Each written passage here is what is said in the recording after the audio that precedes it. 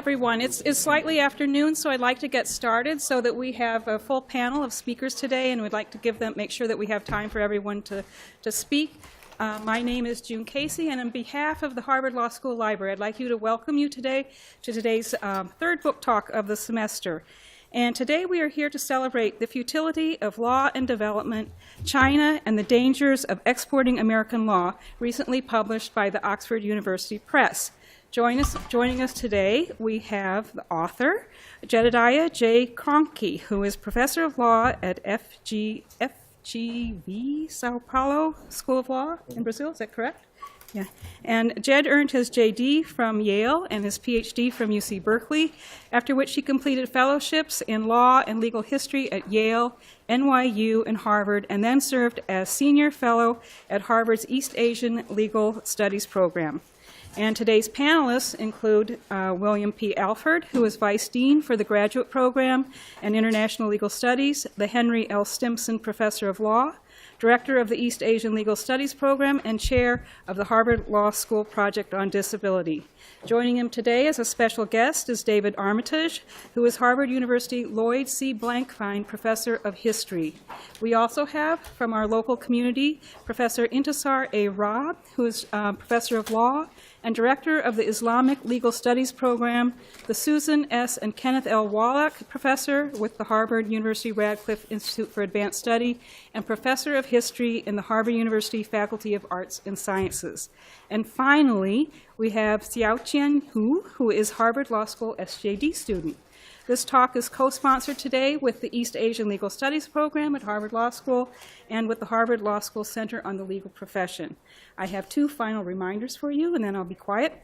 The Harvard Law School Coop is right outside the door here with books for sale, and the author, Jed, will be here for signing after the talk.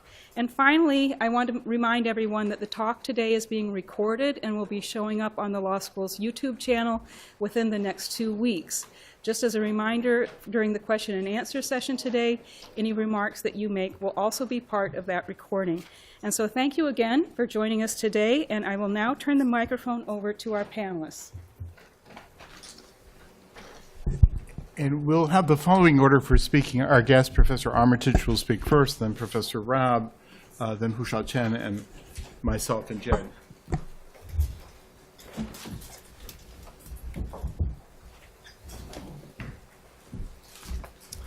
Because we have such a large and wide-ranging panel, I've been encouraged to be very swift with my remarks, but I cannot do so without thanking, first of all, Bill Alford for bringing us together for this very wide-ranging panel, not just on American law, but on global law and history.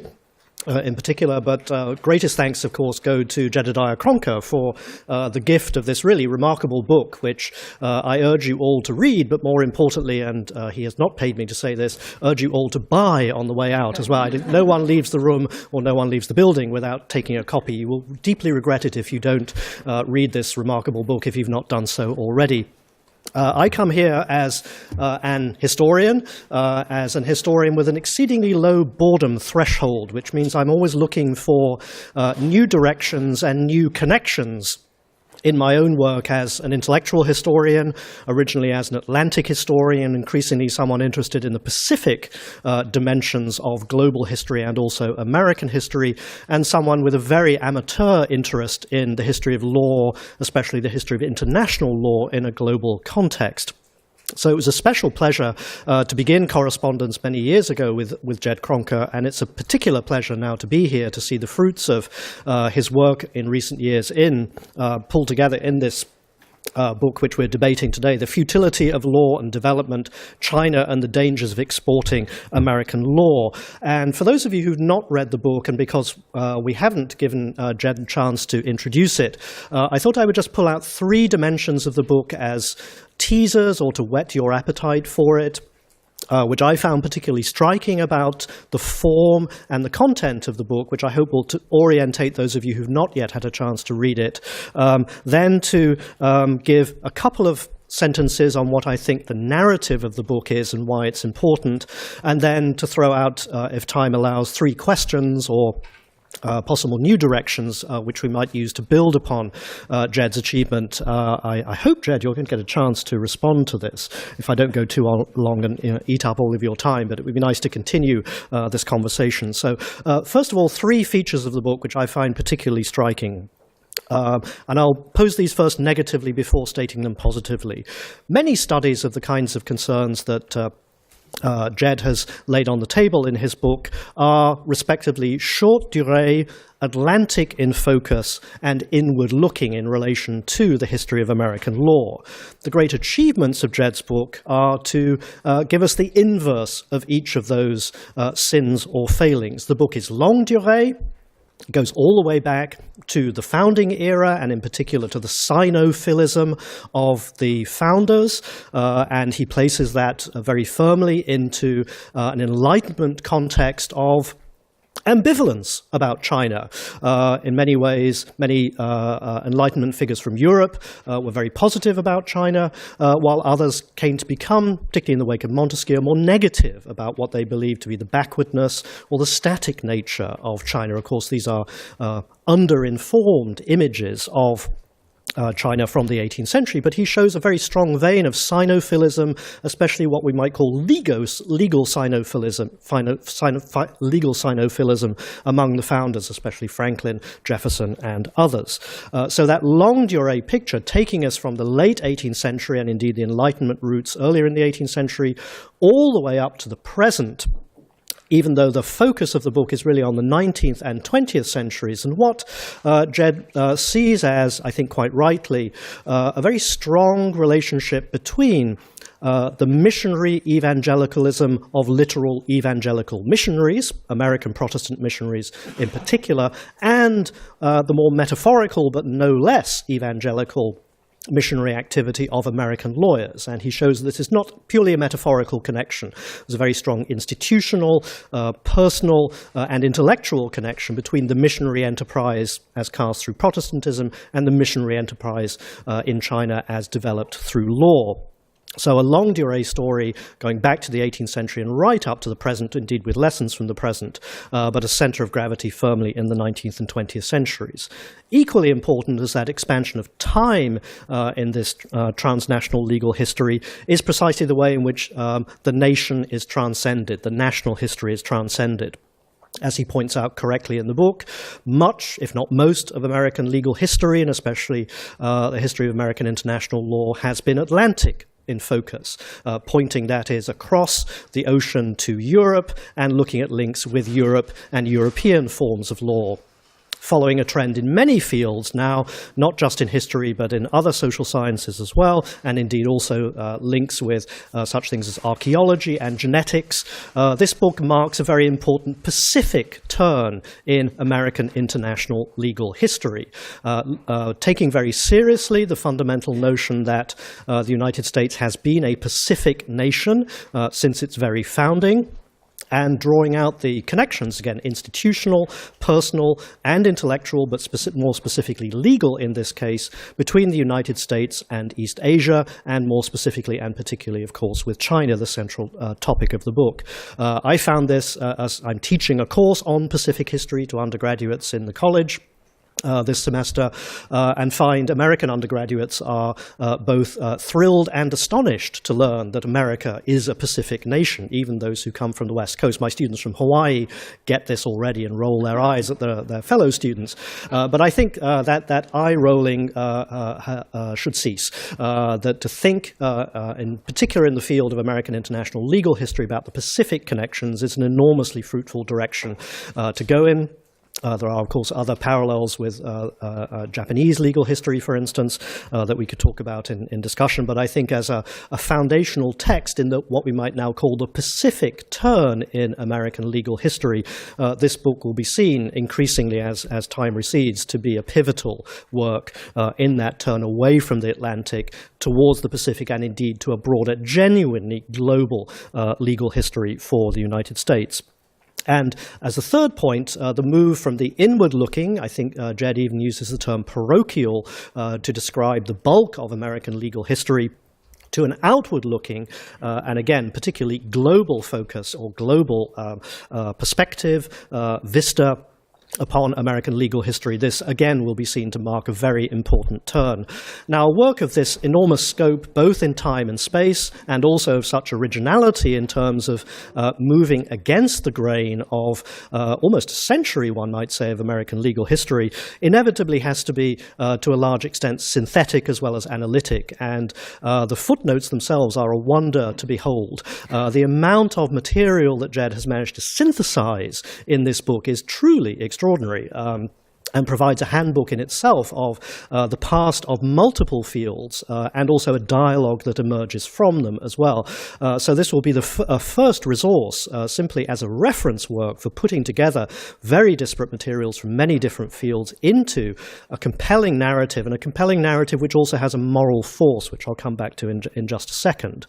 Alongside that, there are two interludes within the narrative history from the 18th century through to the 20th century, which give us detailed case studies of individuals, individual American lawyers, and a political scientist in one case, which gives specificity but also great novelty in their reconstructions to this history. The first one of I'm forgetting the first name. Joseph Goodnow? Frank Goodnow, excuse me. Frank Goodnow, a leading political scientist, but also lawyer, and his relationships with China. And then one which I think will surprise many people in this room and elsewhere, because this is usually a footnote in his biographies, but Roscoe Pound's engagement with China turns out to be much more multifaceted, deeper, and more variegated than I think most of us, at least certainly I was aware, and Jed has pulled that out in great detail.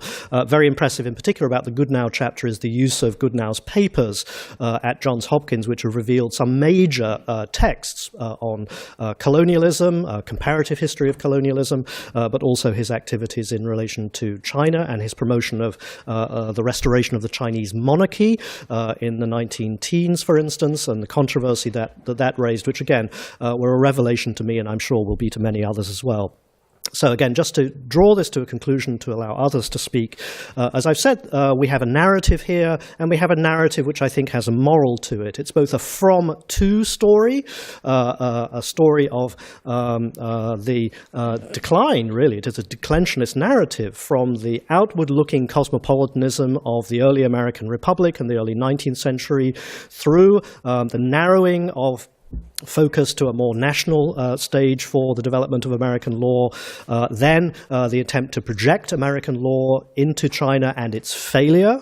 Indeed, as Jed says, this is a history of lost opportunity, failed efforts, and a failed conversation, which may or may not be ready for reanimation in our own time. It's also in some ways a just so story. How did we get to where we are today? How did we get to a position of, in some ways, mutual incomprehension and an increasing apprehension of the lost opportunities of the past? And so it ends with some very powerful passages on the potential futures for American legal discourse in not just a Pacific context, but also a global and cosmopolitan context as well, which I think are very well worth reading, even for those of you without a historical interest or even a specific interest in the China-US legal dialogue as well.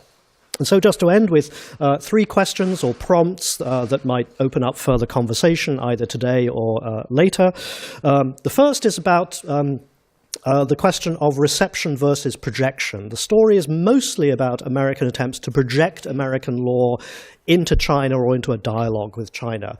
We actually hear less, in detail at least, from the other side of the effects of this and the uptake of this in Chinese circles, in the Chinese legal and political community in particular. We hear some of that dialogue, but I think probably an equally powerful book could be written from the other side about how this was perceived. And received in particular in a Chinese context. And I'm sure Jed is very well aware of the possibilities of that. And I'd love to hear more from him about how this book might have been or might have been written by him or could be written in a different register by someone else if it were written entirely from Chinese sources rather than mostly from American sources. The second is the question of where law fits within what I think of as the larger portmanteau of the social sciences. Obviously, a dialogue between the United States and China, and indeed the US, Europe, and China in the 19th and 20th centuries was not confined to law at all. And the fact that, for instance, Frank Goodenow was a leading political scientist, one of the major awards of the American Political Science Association is still named after him, is one signal that law, especially in the 19th century, as Jed rightly points out, was a subset of political science before it became institutionalized at Harvard and at other law schools as well. So I wonder about how law traveled in a portmanteau, in particular with other social sciences, and also with disciplines like linguistics, for instance, which were very important. Education, think of John Dewey. This book should become part of a larger conversation about Sino-American relations around intellectual exchanges through the social sciences, of which law is just one. And then the third question in my mind comes back to the very powerful short conclusion, which Jed repeats in various forms throughout the book, that his story is a history of loss. I wonder if it is actually a history of loss, or could we parse that a bit to say what are the dimensions of that loss, the dimensions of loss over time, were there different points at which different things were lost, and then to turn that around, what are the potentials for, what are the impetuses for, what are the possibilities for recovery after loss in this dialogue? A dialogue of which we would not have been aware without this remarkable book, which provides us, I think, with a starting point not just for further historical and legal discussion, but also for a broader dialogue between the US and China as well. So thank you once again, Jed, for the gift of this remarkable book and for the possibility to open up a broader conversation here today.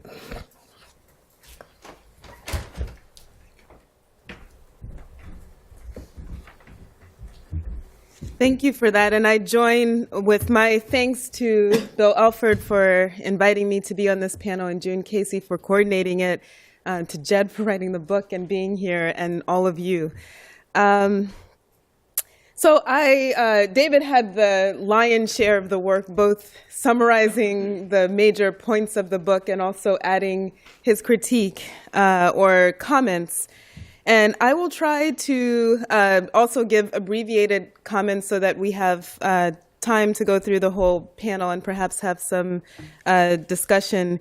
And really, I just want to preface what I'm going to say also with a nod to Jed and his writing of the book, as really, it's a phenomenal work. It's a tour de force of historical inquiry that it actually combines three distinct fields: anthropology, legal history or law, and comparative law. And he's studied each one and gotten a degree in each one. And this not only synthesizes an amazing range of information and history when it comes to what happened in the spread of American law to China, but also methodology and how we might read texts. And so I want to speak to both of those things in a minute.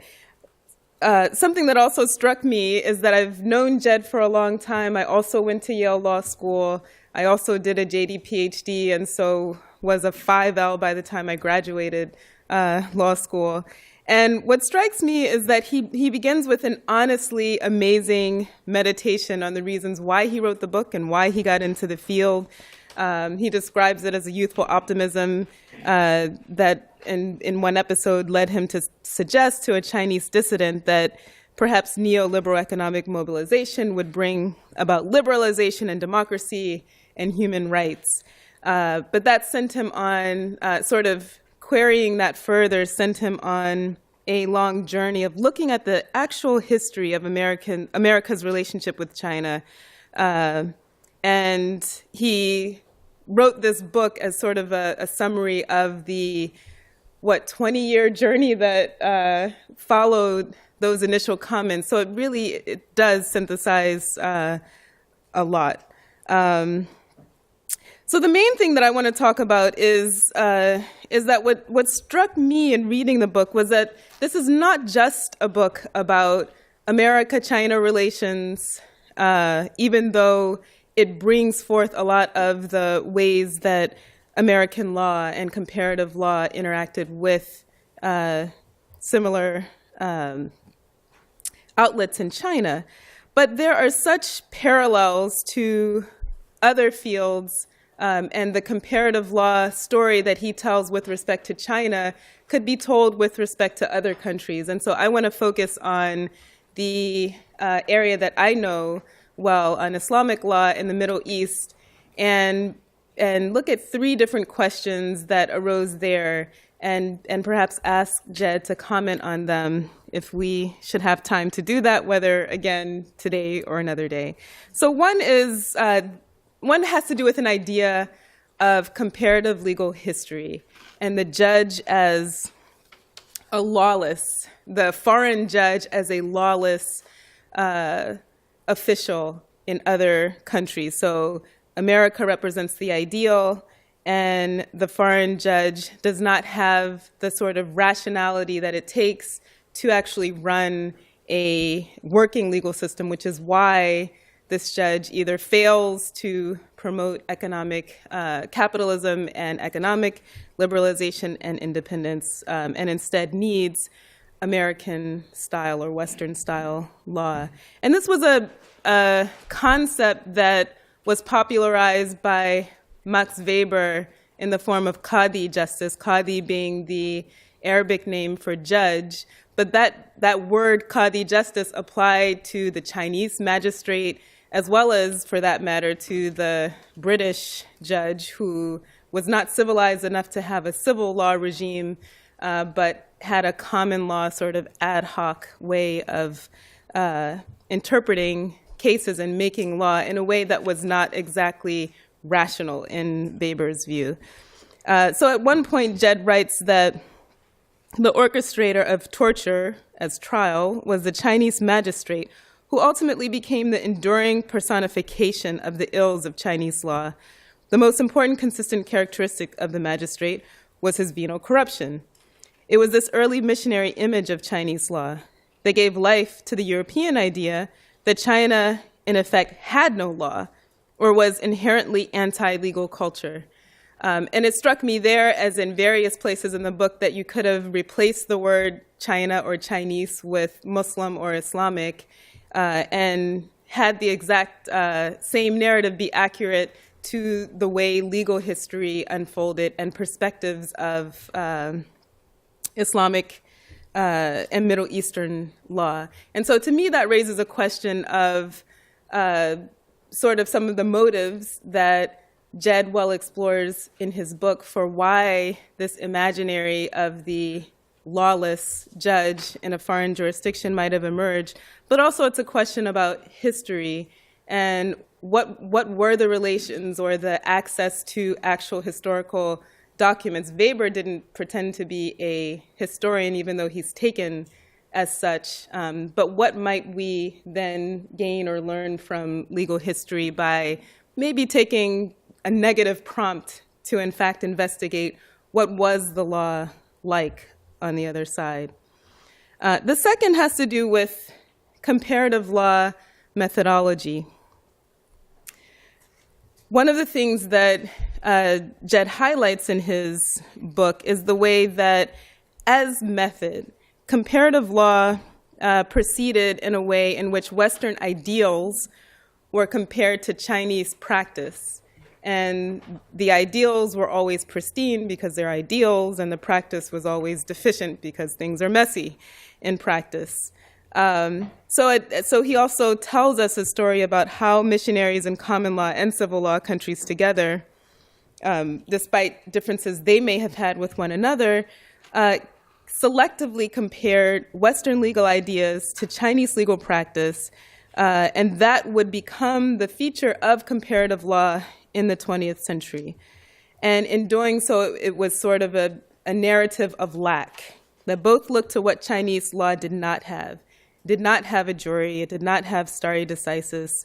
It did not have the features that made European law European or American law American. And again, the very same thing could be written about Islamic and Middle Eastern law. And the very same methods of comparison I see even to this day percolating in the context of comparative law, where we are well aware of American or European ideals and the way that law is supposed to function, and that often becomes the basis for comparing Middle Eastern and Islamic law jurisdictions. And so a question there is whether we have seen changes in comparative law methodology that would take away from or add to, I guess I should say, methods, comparative law, in ways that would look from ideal to ideal or practice to practice.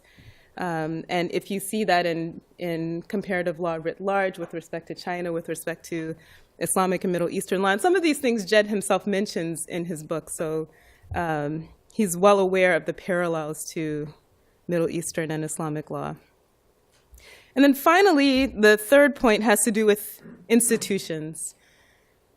And that is that Jed talks in the book quite a bit about the legal institutions and the educational systems that were constructed here in America, and there was an attempt to export them to China. But then there were also institutions constructed in China and changes in China in response to the attempt at export. So just two examples are the type of hybridity that came along with the mixed British courts, or the British mixed courts. And these, one court was created in 1863 in Shanghai, and it handled disputes of consular officials and Chinese magistrates. And the idea was to create a joint judicial project. And the idea also was that China's status as a fallen empire would be regenerated based on Western developmental norms that would best be bridged by proper adjudication in these courts. But he concludes that the West, through these courts or otherwise, would never fully accept China, and China sort of became an anti-canon. So to what extent, the question that raises for me, particularly given the similar courts that we saw at a similar period in history in Middle Eastern countries, as well as extending through the 20th century, the 1900s, before independence in places like Egypt especially, and surrounding countries, to what extent did the changes in the judicial structures and the legal educational structures also inform the comparative law or legal projects on the ground? So was adjudication affected? Was legal education fundamentally changed? Were there improvements on one side? Could there have been improvements on the other? So on the American side, was there something to gain from the cosmopolitanism that existed at the early founding period of America, but that had turned into parochialism thereafter?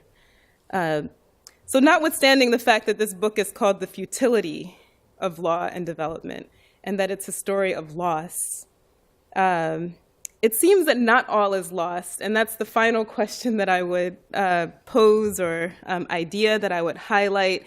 And indeed, Jed ends the book with this, saying that there may be room for recovering a sense of American comparativism or cosmopolitanism. And to do so, we would have to figure out how we adapt to change, which is all we control, not how others will change. He says that our ideals are not a liability, rather we must be ever vigilant in their examination and application, and the American legal community plays a critical role in shaping this discourse, and has always had a significant role in how Americans have viewed foreign law as either boon or barrier to development. And so I'd love to invite Jed to say a little bit more about what he sees as the hope rather than the futility for law and development.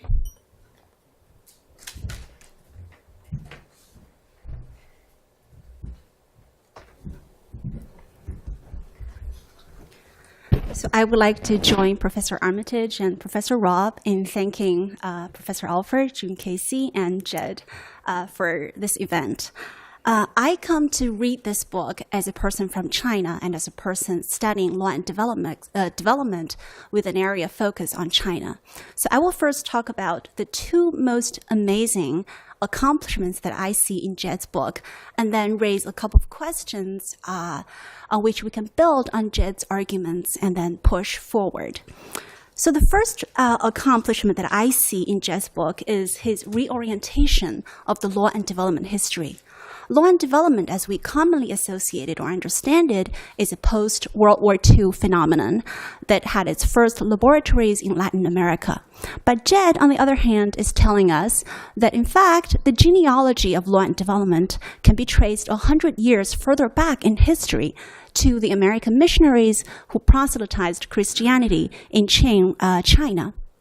And then Jed traces how this missionary history carried into the Chinese Republican period in the form of American involvements in the Chinese government's legal reform projects.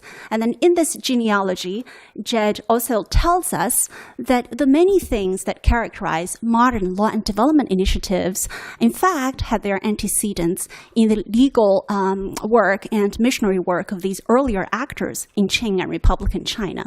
And then these things include a faith of the actors in the power of Christianity or law to transform a foreign society, and a faith among the legal actors in believing law as a non-political and universally applicable science of social engineering, and then an assumption of social evolution that used to be much more blatant in the past, but that is increasingly hidden and weakened now. And last but not the least, a stubborn cycle of almost professionally required optimism and the inevitable feelings of frustration and self-criticism among the legal actors. And this, to me, is an amazing history and reorientation of history of law and development globally. And the second accomplishment that I see, biggest accomplishment I see in your book, is your revelation on the connection between the fall of comparative law and the rise of law and development in post-World War II America. And Jed tells us that, in fact, these two events are the two sides of the same coin, and together they signal the completion of a transformation in American attitudes toward American law and toward laws of foreign countries. And this transformation, Jed has eloquently documented in the book, had been in the making in America after America's Civil War. And the transformation is from legal cosmopolitanism to legal chauvinism, and concurrently, the end of genuine interest in learning from other countries and the beginning of systematic export of American law and values to the rest of the world.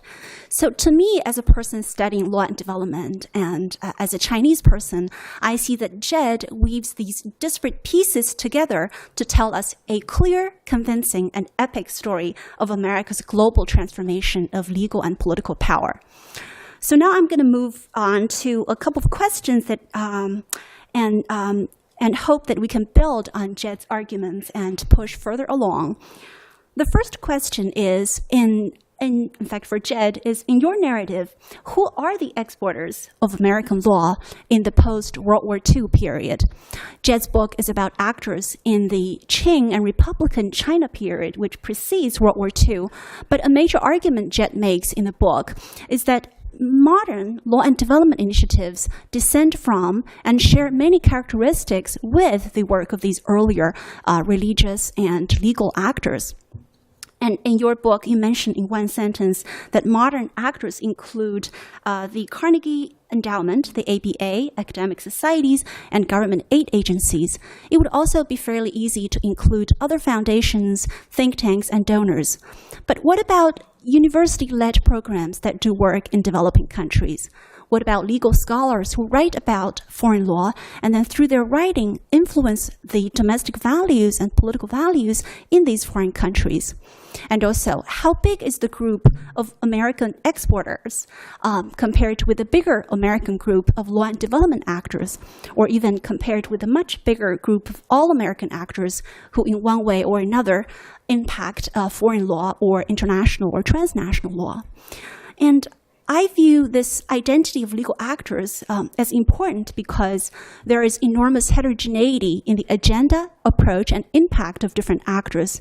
So then, who is in and who is outside the business of law, of exporting American law goes directly to the strength of Jed's argument. And then a related question is, also for Jed and for all of us, is from which perspective we categorize someone as exporting American law. Is it the actor's self-perception? Is it the work that the actor does in relation to what is perceived to be American law, and then perceived by whom? And then is it the perception of the American public or even the American government? And Jed's chapters on Frank Goodnow and Roscoe Pound are amazing, and they uncover amazing and at times amusing details of history, so I truly enjoyed them. Goodnow did not perceive himself to be an illegal exporter of American law, and his monarchist proposal for China clearly suggests that he was not exporting American law. And he is relevant to Jed's analysis because his seemingly un-American proposal for China offended the emerging chauvinistic and parochial sensibilities of his American sponsors and the general intellectual public in America. I will get back to that point in a little bit. Pound, I actually disagree with your description. You described Pound as genuinely believing that he was exporting his visions of American law to China and that he was assisting the Chinese Kuomintang government's legal Americanization project. I disagree, and in Pound's package of good laws and institutions for China, some came from America, some from continental Europe and Japan, and some even from China's own past or then present. So then the question becomes, how much American law versus non-American law or even indigenous law should Pound or should any other legal export propose for a foreign country in order to count as exporting American law? So then again, the question of what counts as exporting American law instead of something else goes to the argument and to how far we can apply the general argument to specific actors and activities. I'm going to be brief about another minor issue, which is that ideas may germinate in multiple places or even outside America and then take root in America. And then through American power, money, and good-intentioned legal actors, these ideas are promoted in the rest of the world. And neoliberalism and the Washington Consensus are good examples. I'm going to skip that and we can talk later. My last question is about the concepts of cosmopolitanism and American chauvinism. I have to say that as a Chinese person, I felt very vindicated and gratified when I read Jed's book that Jed, as an American, criticized other Americans who criticized China as lacking this and lacking that as a chauvinist. That really felt good. Yeah, and I had the same feeling of vindication and gratification when I read Timo Ruskola's Legal Orientalism years ago. On the other hand, in the context of legal reform projects, what do we mean to be cosmopolitan? We all have our own political values and senses of right and wrong, and that is to be distinguished from chauvinism. And also, I use the plural form here. And when we talk about legal projects, when we want to be cosmopolitan, how do we make sure that we're also upholding what we believe to be the right values and not falling in the trap of uncritical cultural relativism? And if you want to uphold what we believe to be the right values, then how do we make sure that we're not chauvinist? I'm not saying that Jed's overall arguments suffer from these intellectual or political ambiguities. In fact, Jed's argument is very clear and specific that Americans should stop thinking that American law is the best in the world, and instead Americans should realize that America and the world face many common challenges, and we should work with each other and learn from each other to resolve these challenges. And I think that's a very noble and very important point, and I am fully on board. On the other hand, in many cases, legal solutions are also political and require us to choose among competing values and preferences. And I think it is also for this reason that I disagree with your interpretation And I think many Chinese intellectuals and even the Chinese public would also disagree with your interpretation. When Frank Goodnow prescribed a monarchy for Republican China, he received mixed, including negative reactions in America. And Jed interprets these negative reactions as reflective of American chauvinism and parochialism. I have page numbers to make sure that I'm not misquoting you. So again, I want to emphasize that these questions are not to refute Jed's overall arguments. In fact, they come up when we try to apply these overall arguments to more specific actors and activities, and to build upon these arguments to think about concrete events. So thank you again. That's my comments.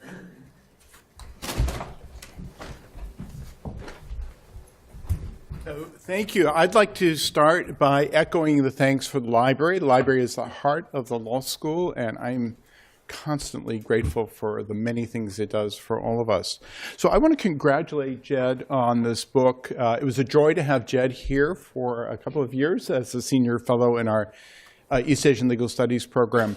It's a marvelous book, as you've heard, in ways large and small. Let me enumerate a few of those further before offering some friendly amendments, suggestions. So in the former, larger sense, I think the book, as we've heard, captures extremely powerfully, extremely well, the different kinds of missionary engagement with China, from the Jesuits, who had a deep, direct understanding of language and so forth, to North American Protestants, some of whom immersed themselves in things Chinese, some of whom didn't, to the so-called secular missionaries or lawyer types, some of whom I've written about, who in many instances were not only not familiar with China, but really not particularly conversant with their own legal history and what that had to tell us. In that vein, the book is also to be commended for the ways in which it offers insight into the often unacknowledged tensions on the part of many secular missionaries in particular, between offering law in a sort of technocratic and technical sense, and on the other hand, it having clearly a political import, a political message.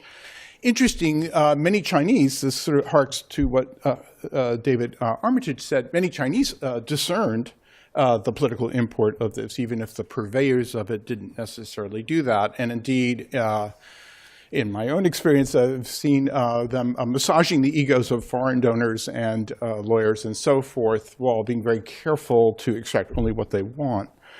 Simultaneously, another attribute of the book is that it offers a very insightful account into the fate of comparative legal inquiry in the United States, whether it be in the academy or in the real world or on courts or so forth, the ways in which arguably comparative inquiry has become somewhat marginalized. And at a more granular level, I can't wait to deploy in my classroom some of the great nuggets buried in this book: Benjamin Franklin's appreciation of Chinese exams, Frank Goodnow's rationale for embracing Yuan Shikai, and so forth. And yet, I would not be a good friend to Jed if I didn't push back on a few things. So let me try to do that in the spirit of this panel, going from the more general to the more specific, although they are all interwoven.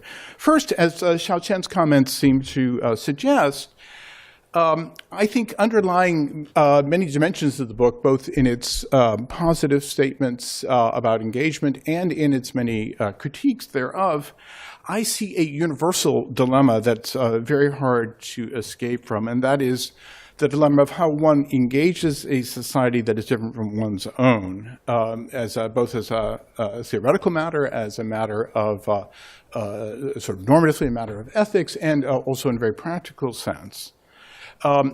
There is, on the one hand, to put it very starkly, something troubling about people from outside trying to tell any other society, any other civilization, particularly one with thousands of years of history, how they should transform their lives instantly. And yet, is it desirable or even possible to refrain from exerting, as an outsider, some influence on another society? One's mere presence, one's mere involvement in any way, clearly bears some influence. Now, Jed does suggest that by steeping oneself in the other culture, learning about it, treating it respectfully, through, for example, comparative law, this becomes less of a problem, this tension. And I do agree. I mean, after all, that's what I do professionally or aspire to do. But it still, I don't think, gets as fully as it might to the root question of how best to manage this interplay between a commitment to universal values on the one hand and a respect for difference and autonomy on the other hand.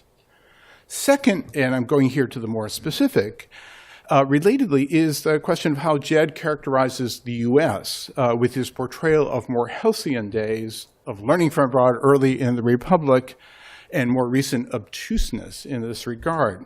So I have several points here, some of which may be a little in tension with one another. So first, again, I would say there's something more universal here. This is not only American exceptionalism or something distinctly American. And that is that when societies are weaker or at an earlier stage of institutional development, they're more receptive to borrowing from abroad. And as they become more powerful and on the ascendancy and more confident, they're less so. Think of the Han Chinese 2,000 years ago who spread from the North China Plain and basically brought their culture willingly or otherwise to the rest of what's become China.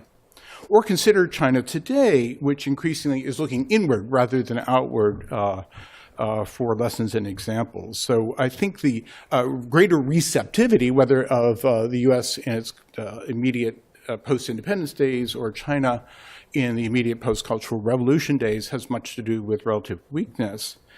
And perhaps at a more national level, Jed's portrayal, or mine just now, of the U.S. warrants this is where I may be in tension with myself a little bit, warrants a closer look. So yes, it's great to know that Franklin, Jefferson, and others would have us look abroad or say nice things about China, but they're also, in my view, and I stand willing to have Professor Armitage correct me, but there's always been, in my view, a tension in the U.S. from the very get-go, from the very start, a great ambivalence about engagement with that beyond our borders. So yes, Franklin and Jefferson had nice things to say about the Chinese, albeit a little patronizing at times. But think of Madison, whose argument for developing our own novel institutions in the U.S. clearly was in large part a repudiation of foreign or European institutions, and at least by implication, sort of a sense that there were relatively few lessons to be learned from abroad. Or consider Washington's farewell address, in which he warned great cautionary note against foreign entanglement, which I would suggest was not only in a political sense, but also with the realm of ideas. So I myself see this thread of ambivalence running throughout all of U.S. history, right down to the present day, but it's not simply a Donald Trump phenomenon. Think of the U.S. both proposing and opposing the League of Nations, of both proposing and opposing the law of the sea, of both proposing and opposing the Convention on Disability, and much more. And indeed, to get yet more specific, another point to push back a little bit, while Jed excoriates the marginalization of comparative law in our law schools, compared to the good old days of Franklin or whatever, pre-law school to be sure, arguably there's more attention to the comparative now in American law schools than any other part of the U.S. Academy, with the exception of history departments and perhaps a few anthropology or religious studies. That basically the social sciences in the U.S. have abandoned sort of the type of deep immersion in foreign cultures for quantification that, although bringing perhaps a certain kind of rigor to intellectual inquiry, too often itself presents as neutral or scientific matters that have deep assumptions in them. So I'd be slightly less pessimistic than Jed about law schools. Now, going from the universal to the national to the institutional, let me get yet more specific with my last set of observations and comments, and that is to focus on the individual, on Roscoe Pound. So I've also studied Roscoe Pound, as is Professor Chun Lee, who's in our audience today. And I'd bring a slightly different reading. I don't think Jed's wrong, but I would shade it differently in the following kind of sense. So Pound clearly is a very unsympathetic human being in some ways. He took an honorary degree in 1936 from the University of Berlin. He was, it seems, somewhat sympathetic to the German government at that time.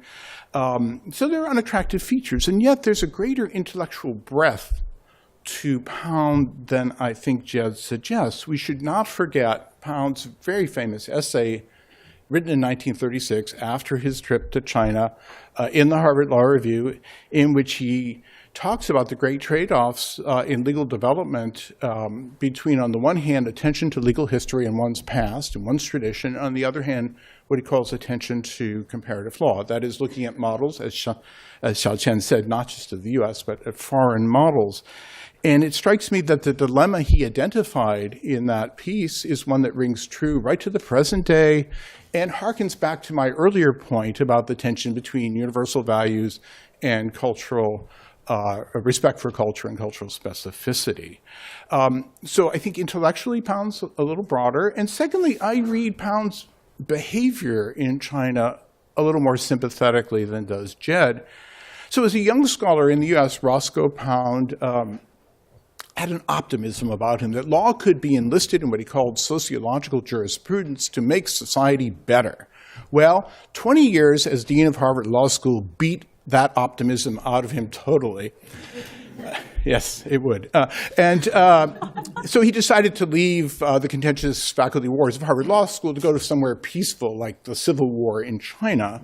But there in China, working for the nationalist regime, he did once again, it was almost as if he were reborn, try optimistically to harness law to try to improve society.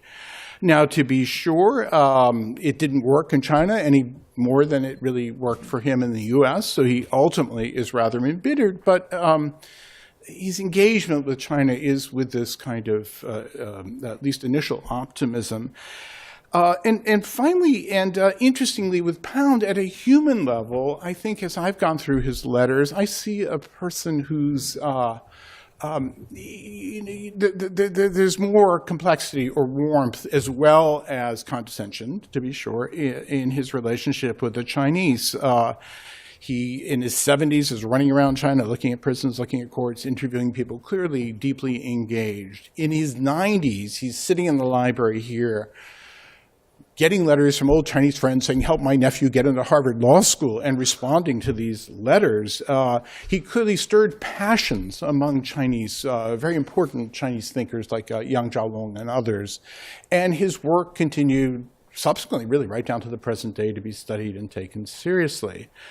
So again, Jed is not saying he's wrong, but just I would kind of push for this greater nuance. In any event, I thought it was a great book. I loved reading it. I think it's an incredibly impressive accomplishment. I want to thank Jed for making this stimulating session possible. And now I have been told by the librarians we could go past one after all, so we'll give Jed a chance to respond and then take questions, comments from the audience. So all yours.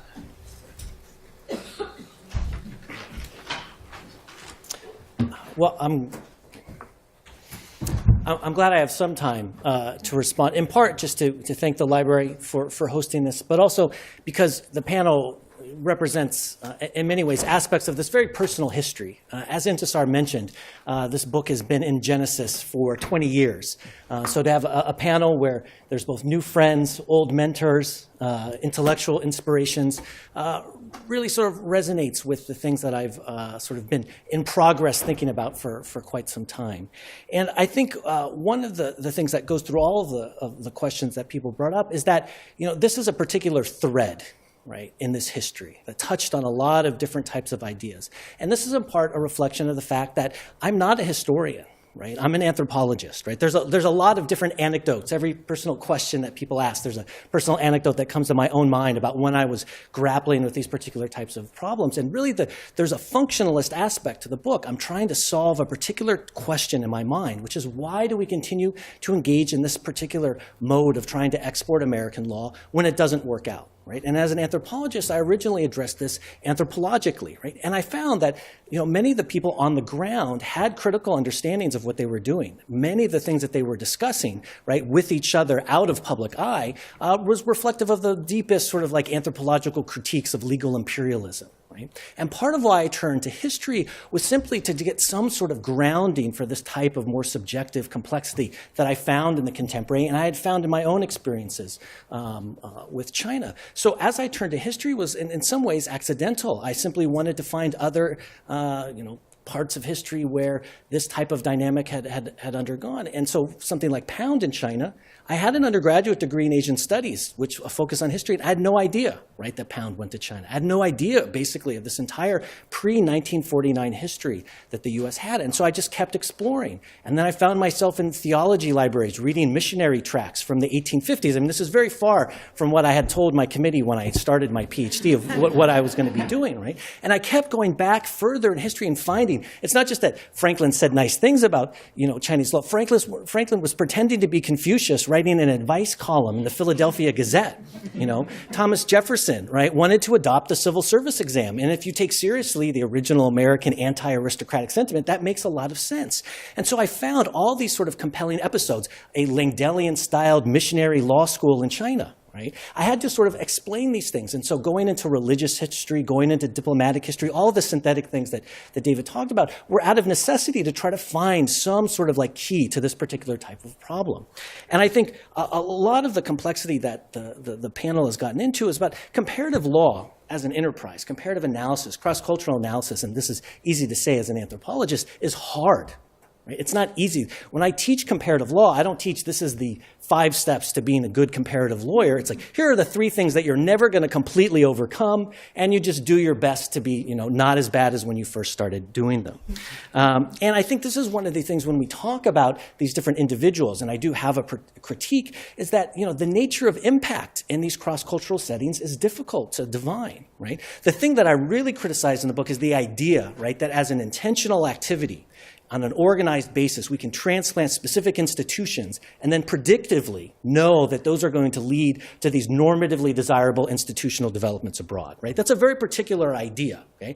Development, as a general concept, has that underlying it. Now, does that mean that that type of enterprise or just general sort of engagement doesn't have any number of impacts on the intellectuals and other societies? Right? Doesn't have an impact on the institutional development in a variety of contexts. No, right? But it doesn't follow that particular pattern. And part of what the book tries to highlight is that particular idea is pernicious, right? This is the history of loss, right? But one of the particular things about why this is different from other imperial powers that had their own exceptionalist understandings, right? Why this is different from more sort of academic debates about, what are some of the positive attributes of law and development is that this is pervasive throughout American popular culture. Right? So when other countries have their exceptional moments, right, there's lots of things I detail different points of the book about, like the Germans went to China in the 1920s, hugely influential. William Kirby, who's here, has written an entire book about this. But when it didn't work out, there weren't protests in rural Germany over our withdrawal from our messianic mission in China, but there were in the U.S. Right? I would find, people in rural Idaho protesting the terms of railroad loans to the Chinese government. Why in rural Idaho are people engaging this, right? This is a type of sort of history that led me to the missionaries, that led to this impact, which is why you get today, this is not just about a debate among lawyers or among academics, that there is this deeply entrenched aversion, right, to not only citing foreign law at the Supreme Court at an elite level, but at a very individual level.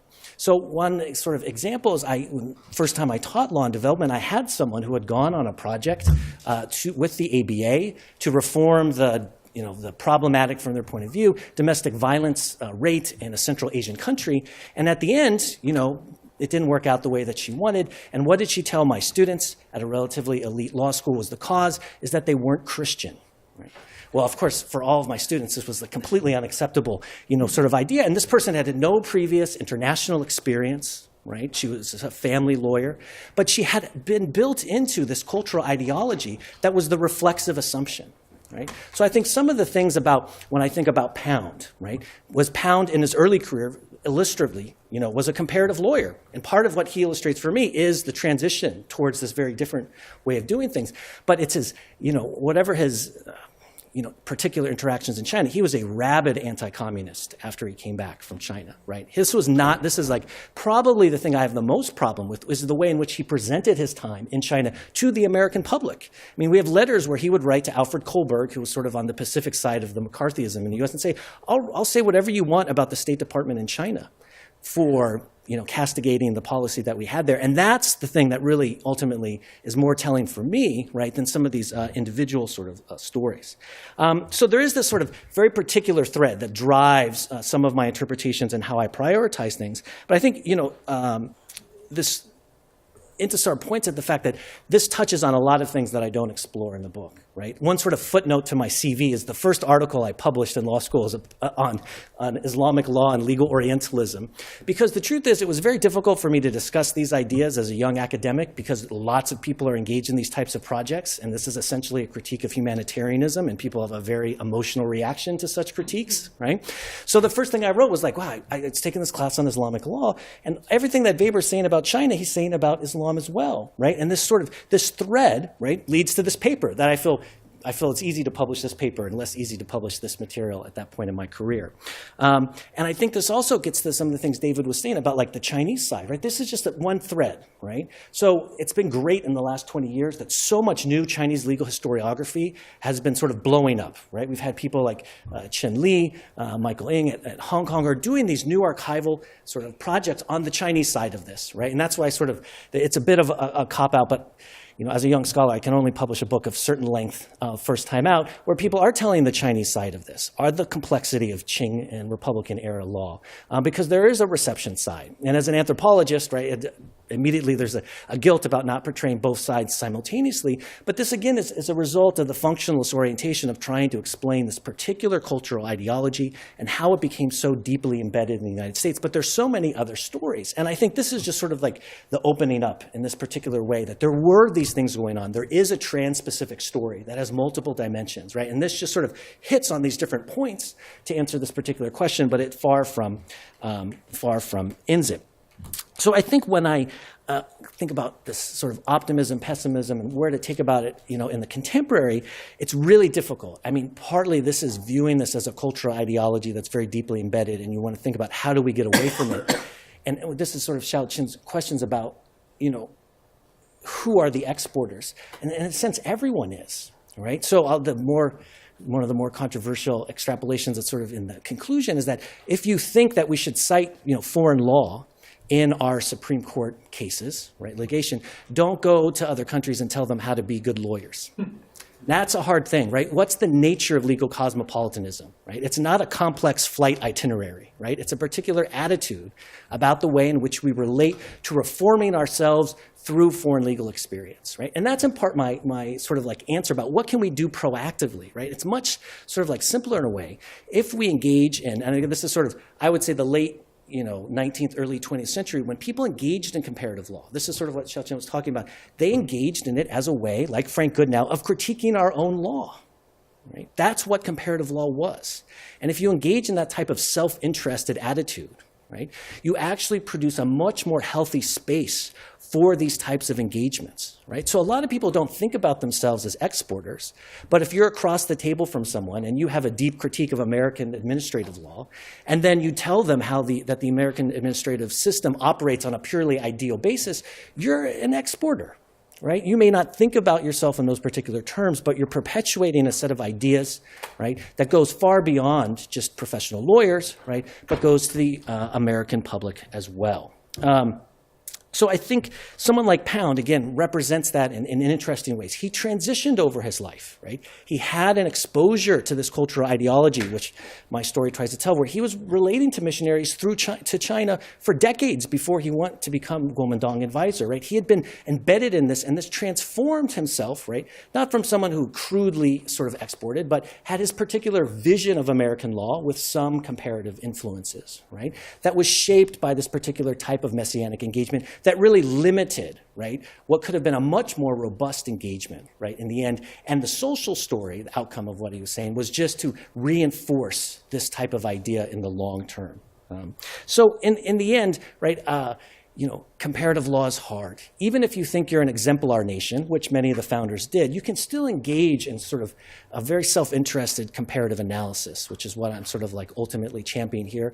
But as far as how do we recover that, I think some of the sort of sad comparative historical sort of story is this often takes social crises for people to reevaluate these ideas. I don't know if we can do it purely from an academic point of view because of how deeply it is embedded in other aspects of our national self-concept.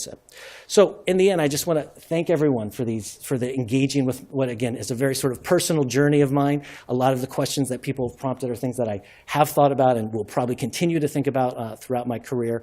If I can have this type of response to anything that I write as a young academic, it's something that I can't turn down or be critical of. So again, thank you very much for everyone's comments.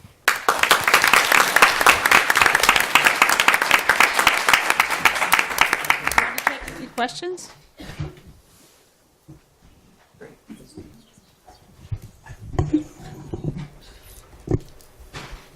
So thank you, Chen Li from Fudan University. It's a fascinating and ambitious book. I got one comment and a few suggestions. The first thing is, what is the role of U.S.-educated Chinese students in the export of American law? Because up to 1912, we got 50 Chinese students who received legal education in the U.S. Up to 1949, we got hundreds of Chinese students who studied law in the U.S. and came back to China, teach research about American law and comparative law. And then my comments actually is about your use of some historical material. For example, you got a great, fascinating narrative about the missionary zest of these people. But when you describe, for example, Warren Seavey in your book, and you said, oh, he was deliberately recruited by missionary to do for Beiyang students what Harvard law graduates were doing in America. But actually, he didn't have any religious zest. He actually went to see Dean Ames. Ames said there was 1 year appointment in the West Law School in the western part of the U.S., or there was a job offer from Beiyang University. So he traveled to China. And then you use some material to suggest that he took a dim view of Chinese law, and he didn't believe legal history was important. But as a matter of fact, he tried to study the Qing Code because it was already translated by sinologists. And he tried to offer a course on Chinese legal history by using this material. But eventually he gave up because students didn't get interested in that. So I found the use of material, maybe I have a different interpretation, which might lessen, the force of your arguments about, for example, the missionary view of these American law graduates who try to export the U.S. law. It appears to me they came to China because they believed it was a wonderful experience. Thank you. That's a great question, because one of the things that the book grapples with, right, in the middle chapters is this process of secularization, right? And this is not just for this particular enterprise. This is for American law generally speaking, right? Scholars of religious history in the U.S. remark about the fact that there's this idea that American law is a secular enterprise, but at the turn of the 20th century, it was anything but. Right? What I try to show is how this is not a complete sort of move from one binary to another. Right? Some people, like Goodnow and Seavey, thought that they were engaging in legal science. Now, this was important because it added this universalistic concept, right? That this wasn't just a particular law, right, of a particular country, but this was part of a universal legal science, which is actually akin to what was going on in a lot of the other legal sciences. So one of the things I didn't mention about David's comments is that there were agricultural economist missionaries. That was Pearl Buck's husband, right? There were missionaries of every particular scientific enterprise engaging in simultaneously religious and secular work. Now, someone like Seavey wasn't a-religious, but he was within this particular sort of missionary ideal, right? That's why, right, missionaries invited him there, why they controlled the infrastructure. And if you look at his later life and his activities in the human rights realm, it impacted him, right? But it wasn't the same as someone who was a pure religious missionary in that context. So a lot of the secularization process is trying to tease out these sort of partial moves that were happening at this particular time. This is why Goodnow is so illustrative, right? People had a very clear missionary idea of what he was doing. He didn't do it, and he was cast out. Whereas Pound is actually a little bit better example of this. So for me, Seavey is just amazing, the fact that this is Qing Dynasty, and people are thinking that Langdellian casebooks are going to help change the country. That is fascinating.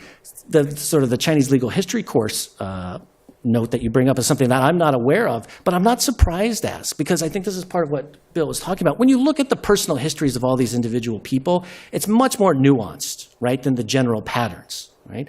But where does that nuance go? Part of the critique is that this nuance is very rarely shared back in the U.S. So when CV goes back to the U.S. and his political activities, right, in support of the Kuomintang regime, show none of that particular type of nuance, right? He's not criticizing the Chinese exclusion acts when he goes back to China, right? He's not completely transformed, right? So, this is one way where I'm a little bit cynical, I admit, because there are these like personal nuances. People may have had these thoughts or feelings, but if they went back and they contributed to the perpetuation of this particular way of looking at things in a broader sense in the U.S., then I guess I'm less persuaded that those are significant, at least for what I'm concerned with. But the secularization process is a key thing that I struggle to explain in detail in the book, because everyone was sort of somewhere in between for this period of time.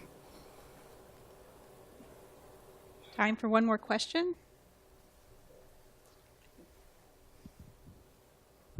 Oh, thank you, Professor, for your wonderful book and speech. Sorry, I haven't read it, but I have a small question regarding which fields do you think it's easier for comparative law, like maybe constitution or security law? Because like in China, we had once adopted a mechanism of the meltdown system, and after that, the stock market collapsed, and then they eliminated that institution right away. But currently, like the constitutionalism is also going to away from the Western understanding of constitutionalism. So from these examples, I was thinking, which area do you think might be easier for comparative law to really implement? Or as you mentioned, you taught to your students, there are 3 things that they shouldn't mess about with comparative law. I'm really curious, what is it? What are they? Sorry. So I think one of the difficult things about talking about comparative law in the contemporary era, and this also gets to Bill's point about quantification, is that there's this idea that comparative law leads to copies and transplants. And it's a sort of chauvinistic competition. Whose law are you going to copy or transplant into a new context, right? And for me, that's not the right way to think about it, right? There are some areas of law where people don't try these things. For example, family law. Empires try these, it's creeping in, but when people say securities law, well, they're much more easy to say, well, securities should be governed by these sort of relatively universal patterns of incentives, but family law is like culturally embedded. For me, I don't think it's necessarily true in the sense that, good comparative legal analysis, again, is internally oriented from my point of view, right? How do we take what we see empirically happening in the world and integrate it into our ongoing and existing debates? Right? So for me, it's not that a particular area is more, easy, right? It's easy to copy a code. That's why the civil law is transplanted far more easily than the common law, right? It's easy to sort of copy constitutional provisions, right, in a sense. The real thing isn't about the formal law that gets implemented. A lot of it times has to do with the practice. Right? So I think this is part of the struggle that comparative constitutional law is going through right now, is people thought it was really easy to identify what a good constitution was in some, again, legal scientific sense, and then promote these qualities in various new constitutions. But in practice, right, you can have whatever formal constitution you want. It's the institutional mechanisms that render that into a particular form of legal and political practice that's what comparative law should be analyzing. Right? And again, this is the sort of the socio-legal anthropologist in me, is that where we're looking is not sort of at the level of formal law, but in that space in which formal law gets translated into legal practice. That's really where I think empirically the most interesting thing is happening. And when we think about, adapting foreign legal experience, again, it's not in copying certain types of provisions, right? But it's looking at this sort of interpretation in a variety of different contexts, and then thinking through how that works on our own system, right? So like an economic right can be in a constitution. What that means in a variety of contexts is much more interesting than whether or not the economic right exists, right? Again, that's my particular sort of take on it. But I think this is a different way of sort of framing what comparative law is supposed to do, what the materials that it works with, and what its ultimate outputs are. That is part of what needs to be when you take out the cultural export aspect, people are much more open to looking at things at this level of complexity once they get away from just, copying different things that people identify with as being particularly their institutions or their legal practices. Thank you very much, Jim.